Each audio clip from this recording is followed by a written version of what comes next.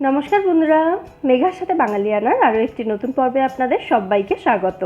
আজ আপনাদের সঙ্গে যে রান্নাটা শেয়ার করছি সেটা দেখে সকলেরই কিন্তু ছোটোবেলার কথা মনে পড়ে যাবে, কারণ আমাদের সবারই মায়েদের হাতের এই রান্নাটা স্পেশালি আমাদের সকলের খুব প্রিয়।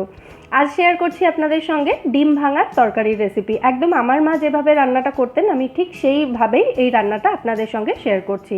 ভীষণ সহজ একটা রেসিপি, আর ভাত রুটি দুটোর সাথেই খেতে কিন্তু দুর্দান্ত লাগে। প্রথমে একটা কড়াইতে 2 টেবিল চামচ সরষের তেল ভালো করে গরম করে নিয়ে তার মধ্যে 1 টিস্পুন মতো গোটা জিরে এবং একটা তেজপাতা দিলাম ফোড়নের জন্য। জিরের কালারটা পুরোপুরি ব্রাউন হয়ে যাওয়া পর্যন্ত জিরেটাকে ভেজে নিতে হবে। তারপর এর মধ্যে দিয়ে দেব আমি দুটো মাঝারি সাইজের আলু এবং দুটো ডিম। আমি এইভাবে একসঙ্গে করে রেখেছি। আলু আর ডিমটা দিয়ে খুব ভালো করে নাড়াচাড়া করে এই আলু ডিম দুটোকেই খুব ভালো করে ভেজে নিতে হবে। দুটো মাঝারি সাইজের আলু আমি এরকম ছোট ছোট ডুমো ডুমো করে কেটে নিয়েছিলাম, আর ডিমগুলো তার উপরেই আমি রেখেছিলাম। আলু আর ডিম দুটোই খুব সুন্দর করে ভাজা হয়ে গেছে। এরপর এর মধ্যে দিয়ে দিলাম আমি একটা বড় সাইজের পেঁয়াজ কুচি। পেঁয়াজ কুচির কালারটা একটু হালকা হয়ে আসা পর্যন্ত এবার পেঁয়াজটাকে খুব ভালো করে ভেজে নিতে হবে এই আলু আর ডিমের সঙ্গে। পেঁয়াজের কালারটা দেখুন চেঞ্জ হয়ে গেছে, একটু ট্রান্সপারেন্ট হয়ে গেছে। এবার এর মধ্যে দিয়ে দিলাম আমি 1 টেবিল চামচ মতো আদা রসুন বাটা। আদা রসুনের কাঁচা গন্ধ চলে যাওয়া পর্যন্ত আবার এটাকে খুব ভালো করে ভেজে নিতে হবে। রান্নাটা হতে কিন্তু খুব বেশি সময় লাগে না। এবার দিয়ে দিলাম আমি এর মধ্যে দুটো চেরা কাঁচা লঙ্কা এবং একটা মাঝারি সাইজের গ্রেট করা টমেটোটা কিন্তু আপনারা মিক্সিতে বেটেও দিতে পারেন।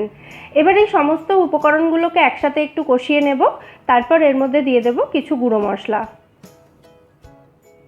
গুঁড়ো মশলার মধ্যে দিয়ে দিলাম 1/2 টিস্পুন মতো হলুদ গুঁড়ো, স্বাদ মতো লঙ্কা গুঁড়ো, ধনে গুঁড়ো 1/2 টিস্পুন এবং জিরে গুঁড়ো 1/2 টিস্পুন। এবার এই সমস্ত উপকরণগুলোকে একসাথে ভালো করে মিশিয়ে নিয়ে কড়াইটাকে ঢাকা দিয়ে একদম লো ফ্লেমে রেখে এটাকে কষিয়ে নিতে হবে 3 থেকে 4 মিনিট মতো, যাতে সমস্ত মশলার কাঁচা গন্ধটা চলে যায়। 3 থেকে 4 মিনিট মতো এটাকে কষিয়ে নিয়ে আরও একবার নাড়াচাড়া করে দিচ্ছি আমি। তারপর এর মধ্যে দিয়ে দেব পরিমাণ মতো জল। যদি ভাতের জন্য বানান তাহলে জলের পরিমাণটা একটু বেশি দেবেন, রুটির জন্য বানালে একটু কম দেবেন। স্বাদ মতো নুন দিয়ে দিলাম। তারপর ভালো করে এটাকে মিশিয়ে কড়াইটাকে ঢাকা দিয়ে মিডিয়াম ফ্লেমে এটাকে রান্না করব 5 মিনিট মতো। 5 মিনিট পর ঢাকনা খুলে আমি এর মধ্যে দিয়ে দিলাম 1/2 টিস্পুন মতো গরম মশলা গুঁড়ো।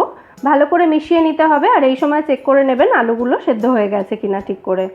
তারপর গ্যাসের ফ্লেমটা অফ করে দিয়েছি আমি, আর ওপর থেকে সামান্য একটু ধনেপাতা কুচি ছড়িয়ে দিলাম। এটা একেবারেই অপশনাল, নাও দিতে পারেন।